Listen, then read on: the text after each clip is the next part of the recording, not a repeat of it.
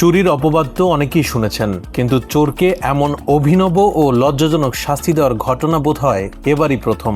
গত ১৯ জুন ভারতের দক্ষিণ ২৪ পরগনার বারুইপুরে মহিলাদের অন্তর্বাস চুরির অভিযোগে হাতে নাতে ধরা পড়ল এক যুবক। এলাকাবাসীর দাবি, গত প্রায় ১.৫ বছর ধরে ওই এলাকায় বাড়ি বাড়ি থেকে মহিলাদের অন্তর্বাস চুরি হচ্ছিল।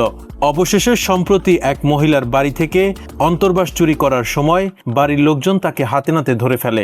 মুহূর্তের মধ্যে চারদিকে শোরগোল পড়ে যায়। উত্তেজিত স্থানীয় মহিলারা অভিযুক্ত যুবককে একটি ইলেকট্রিক পোলের সঙ্গে বেঁধে রাখেন। ক্ষুব্ধ মহিলারা তাকে চুরির অন্তর্বাসগুলো পরিয়ে রীতিমতো হাসাহাসি শুরু করেন।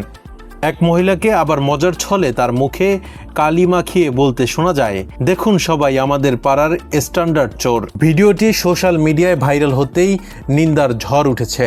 অনেকে চোরের কঠোর শাস্তি দাবি করলেও কেউ কেউ আইন নিজের হাতে না তুলে পুলিশ ডাকার পরামর্শ দিয়েছেন।